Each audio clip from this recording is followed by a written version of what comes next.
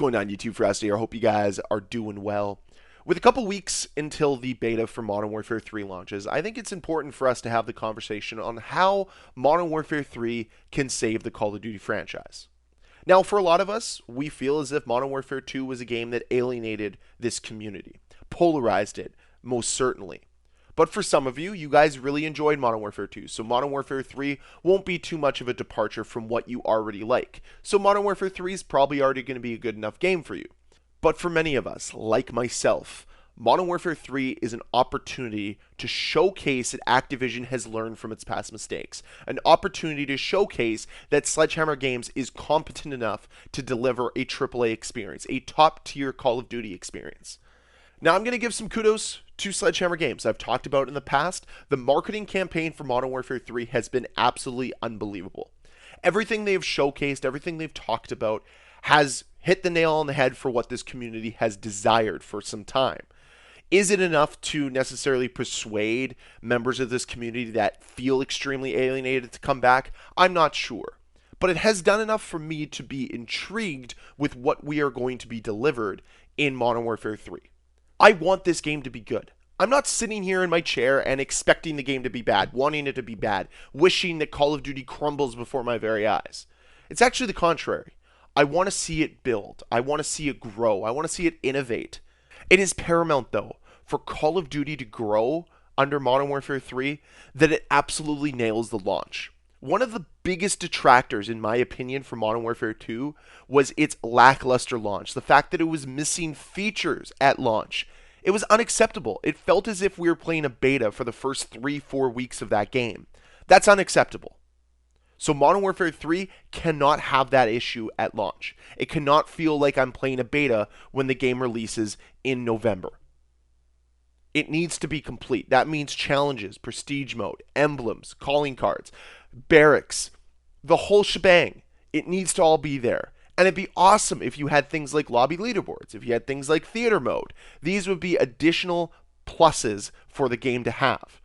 Remind you that these were all features that were base kit in Black Ops 2. Oh, and we also had League Play at launch for Black Ops 2. This is the bare minimum that Modern Warfare 3 needs at launch to be successful. I don't think expectations are too high. Asking for things that were in the game in 2012, that's not too much to ask. That should be just standard at this point in time. So that's what Modern Warfare 3 needs just at launch. And then as the game grows throughout its life cycle, it needs to nail the content releases. Every single month or two, whenever the new content comes out, those content drops need to be events that matter for this community. Events that are welcomed with unique rewards, that are welcomed with limited time modes.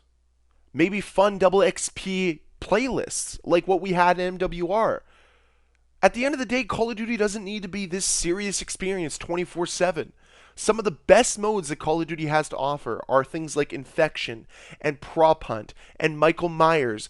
These modes help deliver a different experience. It's not just the same team deathmatch and domination every single day. You can hop in and just relax, decompress. That's how video games should be. It shouldn't just be all the time go, go, go, go, go. What is beautiful about the Call of Duty experience is the diversification in what it offers. It needs to offer more of that experience here in Modern Warfare 3. It needs to be more than what it's been in the past. It needs to stop trying to be this uber competitive Call of Duty game and just go back down to the basics and be an arcade shooter. Recognize its original identity and incorporate as much of that as possible into its design decisions for the entirety of Modern Warfare 3. Go back with what worked when Call of Duty was at its peak, 2009 to 2012. That's when Call of Duty was at the top of this genre.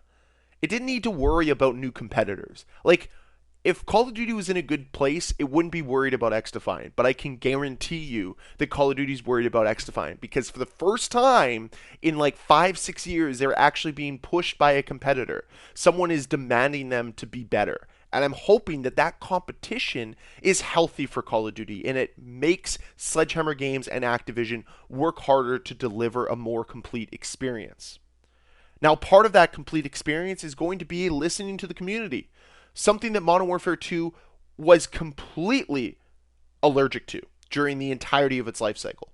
They refused to listen to the feedback that the community gave them. And Modern Warfare 3 has had a unique opportunity to listen to all that feedback from Modern Warfare 2 and help apply it to their game, because we know these games are going to be very similar right from the get-go. And this plays well into the hand for Sledgehammer Games to get ahead of some of the biggest complaints that Modern Warfare 2 players had. That's why we're seeing red dots back on the minimap. That's why we're seeing an overhaul in the perk system.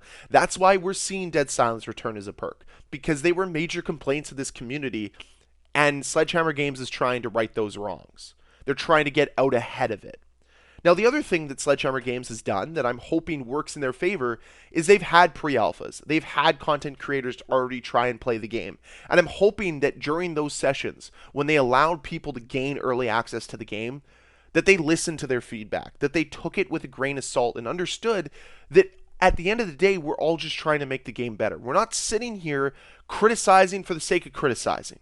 We want Call of Duty to be the best it can be, and that's why we're willing to put forth our criticisms. That's why we're willing to give suggestions. So I'm hoping that Sledgehammer Games took those suggestions earnestly and are going to apply them to the game. Same thing goes with this beta. I get it that the game's probably almost already completed, but some of the little changes, little adjustments that could be made between the beta and the full game release need to be made.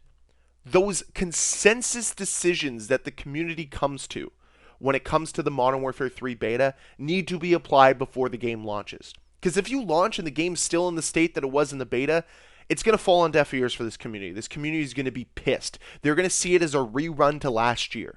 And that's the thing that you cannot have, Sledgehammer Games. You cannot have a rerun of Modern Warfare 2 or Call of Duty Vanguard. This community is sick and tired of being ignored. They are sick and tired of being alienated. So if you can at least show them, early on at least, that you are willing to change and to grow and to adapt based on the community's suggestions and on our feedback, it's going to go a long way to help your game out. And honestly, we know that Sledgehammer Games can apply community feedback to their games. We saw it with Call of Duty World War II. We saw a game that was incomplete, that felt like it needed a massive change. And guess what? They massively overhauled that game. They completely transformed that game in the second half of that game's life cycle. Same thing can be done here with Modern Warfare 3. If we know that there's problems at launch, take those problems and solve them. Adapt the game.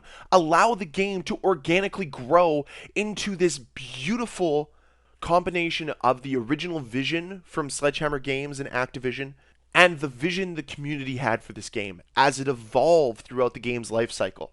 That's what this game should become. That's what we should have when we're looking back on this 12 months from now. When we're preparing for Call of Duty 2024, we should be looking back on a game that helped save the franchise, that helped set the franchise in a new direction. So I will eagerly await the beta release for Modern Warfare 3. I will sit here and try to deliver as much news and notes as I can before the game's initial release. So stay tuned to this channel. I hope you guys enjoyed the video. If you did, please hit that like button. If you want to see more videos from me, please hit the subscribe button. Let me know what you think. Can Modern Warfare 3 save the Call of Duty franchise with a comment down below? And as always, guys, I will see you next time.